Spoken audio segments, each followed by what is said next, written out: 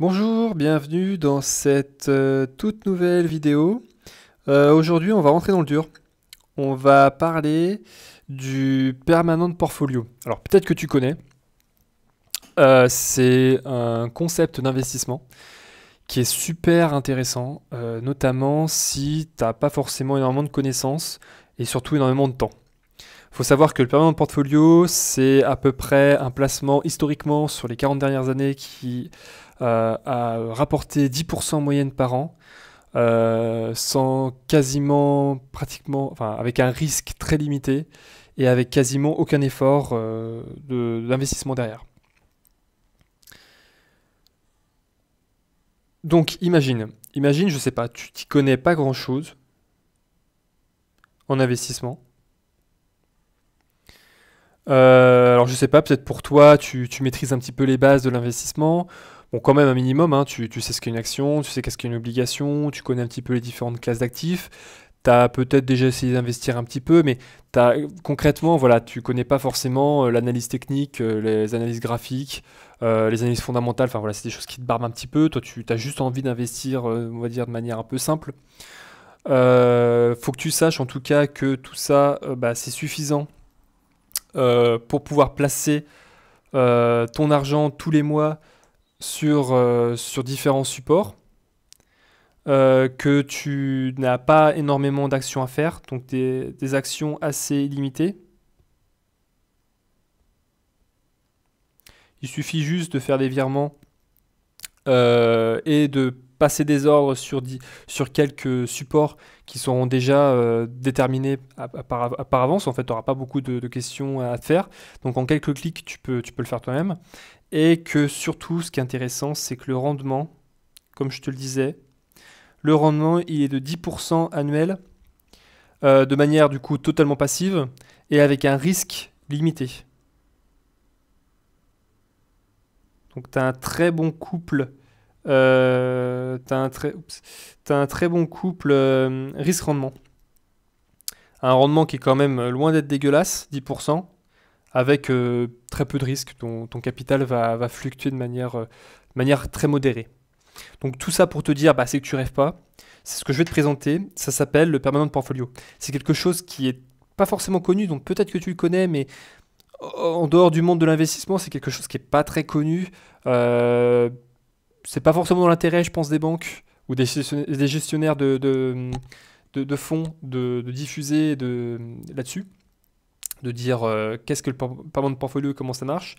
Parce que, comme je te le disais, c'est quelque chose qui est très simple, qui est assez rémunérateur et qui bien souvent surperforme les gestionnaires de fonds.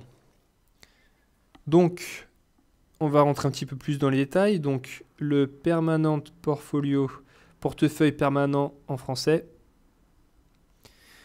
ça a été théorisé par un investisseur qui s'appelle Harry Brown. Si je dis pas de bêtises, c'est fin des années 90, donc 98, 99, quelque chose comme ça. Il a publié un article là-dessus. L'idée, c'est quoi? C'est de se créer une allocation avec peu de risques. Donc, peu de risques.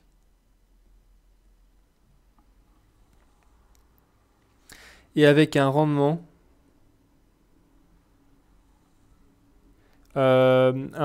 qui est quand même assez bon, quand même, meilleur que la plupart des différents investissements à risque équivalent.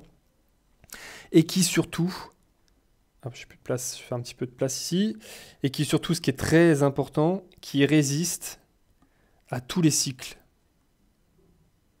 de marché. Alors un cycle de marché, c'est quoi? Je pense que tu l'as vu un petit peu notamment ces dernières années. Globalement, par exemple, le marché action, il est sur le très long terme globalement haussier, sauf que ce qu'il fait, bah, c'est qu'il monte, pif, il se casse la gueule. Il monte, bam, il se casse la gueule. Il monte, bam, il se casse la gueule. En fait, tu vas avoir une alternance de cycles, du coup, d'économie, on va dire, prospère, avec des cycles, ici, de récession, où tu vas avoir bah, les cours qui vont se casser la gueule. Donc l'idée en fait de Brown avec ce permanent portfolio, c'est de pouvoir essayer au maximum de lisser son portefeuille et de ne pas être trop impacté par les chutes, tout en prenant finalement cette tendance haussière. Donc pour ça, l'allocation, tu vas voir, elle est vraiment, je pense que tu vas être déçu parce qu'elle est tellement simple. L'allocation, je vais te la représenter avec un petit camembert.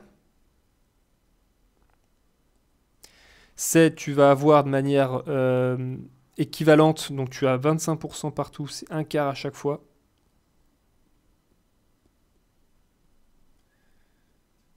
Tu vas tout d'abord avoir un quart d'action, un quart d'obligation, un quart de cash, liquidité, et un quart, alors là c'est un peu surprenant je pense, un quart d'or, métaux précieux. Donc l'idée derrière tout ça c'est quoi? C'est de se dire on va prendre des actions. Alors lui, Brown, alors vraiment je vais pas innover au niveau de la façon que fait Brown. Il y a beaucoup de gens qui ont fait un peu différemment par la suite. Moi, je vais donner vraiment ce que recommande Brown. Lui, dans les actions, il recommande un indice tout simplement, le SP 500, qui est les 500 plus grosses boîtes américaines. Donc c'est de l'action américaine en fait. Tu vas avoir de l'obligation, donc ça va être des obligations d'État long terme. Donc lui, il recommande à peu près sur un horizon d'une maturité 30 ans des obligations d'État. Le cash, pas de grande surprise, des livrets. Ce qui peut être intéressant aussi, c'est si tu as une assurance vie, de prendre des fonds en euros.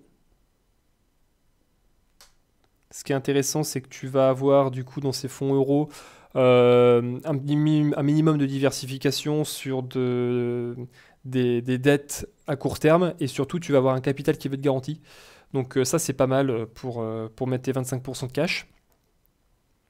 Et tu vas avoir 25% d'or. Donc lui Brown il recommande des pièces d'or. Donc vraiment de l'or physique.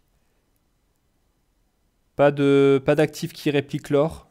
Lui, c'est directement des pièces d'or. Bon, à toi de voir après si au niveau du stockage, c'est pas très pratique.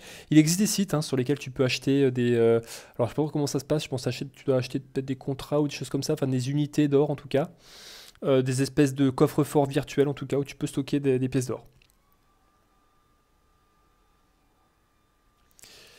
Tout ça pour pouvoir donc lisser, comme je le disais, ces cycles, donc ces cycles haussiers, baissiers, selon l'économie. Tu as 4 cycles différents. Donc je vais te lister les différents cycles. Tu as le premier cycle, ça va être un cycle prospère, la prospérité, où vraiment tu as une économie qui est au beau fixe, où vraiment les actions grimpent, etc. Tu vas voir au contraire la récession, où économiquement ça va être un petit peu vraiment pas terrible. L'inflation, où les prix... Oh purée, j'ai vraiment du mal à écrire. Où les prix vont augmenter. Et une déflation où, au contraire, en fait, l'argent coûte moins cher, les prix baissent. Donc c'est dans un cycle de prospérité où les actions vont vraiment prendre de la valeur. Dans le cycle de récession, ça va être plutôt le cash qui va être intéressant. Parce que tu vas protéger en quelque sorte. Enfin, la récession, c'est vraiment entre guillemets le pire des scénarios. Tu as une économie vraiment qui se porte très mal. Donc c'est le cash en fait qui va protéger ton patrimoine pendant que toutes tes autres classes d'actifs elles vont se dévaluer. Toi, tu vas avoir du coup du cash pour pouvoir protéger ton capital. En situation d'inflation, ça va être l'or qui va prendre de la valeur. Les investisseurs vont se réfugier vers donc cette valeur refuge qui est l'or. Et en période de déflation, ça va être l'obligation qui va tirer son épingle du jeu.